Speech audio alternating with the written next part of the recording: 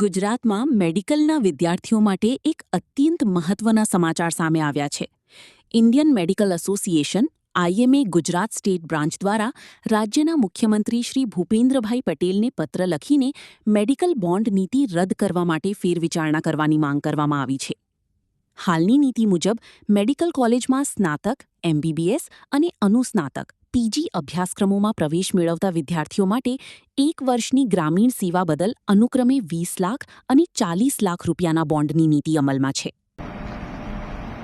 હું doctor Anil D Patel અત્યારે ગુજરાત રાજ્ય ઇન્ડિયન મેડિકલ એસોસિએશનના પ્રેસિડેન્ટ તરીકે ફરજ બજાવું છું. ઇન્ડિયન મેડિકલ એસોસિએશનની માગણી એવી છે કે બોન્ડેડ જે અંડર ગ્રેજ્યુએટ એમબીબીએસ જે લોકો પૂર્ણ કરીએ પોતાનું ઇન્ટર્નશીપ પૂર્ણ થયા પછી 20 લાખનો એ લોકોને બોન્ડ આપવો પડતો હોય છે અને પોસ્ટ ગ્રેજ્યુએશનમાં 40 લાખનો બોન્ડ આપવો પડતો છે.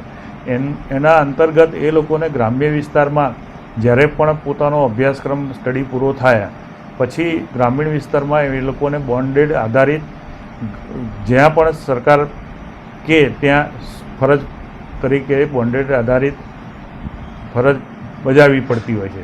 પણ અત્યારે હાલ ગુજરાત ગવર્મેન્ટની અંદર ગવર્મેન્ટ જીપીએસસી આધારિત એ લોકો વર્ગ 1 અને વર્ગ 2ના ઇન્ટરવ્યૂ કરી અને મેડિકલ ઓફિસર અથવા તો જે પોસ્ટ ગ્રેજ્યુએટ થયેલા ડૉક્ટરને પોસ્ટિંગ આપતા હોય છે.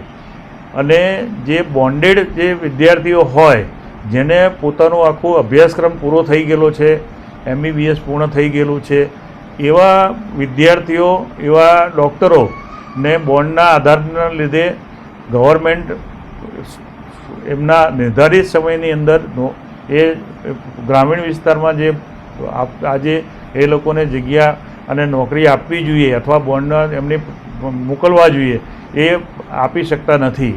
અને એના કારણે એ લોકોનો સમય બગડતો હોય છે અને જે એના કારણે 1 વર્ષથી 2 વર્ષ સુધીનો સમય જે ડૉક્ટર થયેલા છે એ અને જેની આર્થિક સ્થિતિ સારી નથી એવા વિદ્યાર્થીઓ ખાસ આ બોન્ડેડ આધારિત જે વસ્તુ છે એના લીધે સફળ થતા હોય છે. અમારી એક જ માગણી છે કે હમણાં જ લેટેસ્ટ મહારાષ્ટ્ર ગવર્મેન્ટ પણ બોન્ડ આધારિત જે નીતિ વિષયક એમનું હતું એ બોન્ડ એમણે રદ કર્યો છે. તબીબી અભ્યાસક્રમ પછીનો જે બોન્ડેડ આધારિત જે એમની પ્રક્રિયા હતી એ રદ કરી છે. એ સેમ માગણી આજે Indian medical association Gujarat government માટે પણ અમે એક જે બોન્ડેડ પ્રથા ચાલી રહી છે એની અંદર પણ આ પ્રથા નાબૂદ થાય અને જે નવા તબીબો છે એ તબીબી સેવા પોતાની રીતે આપી શકે એવી અમારી માગણી છે.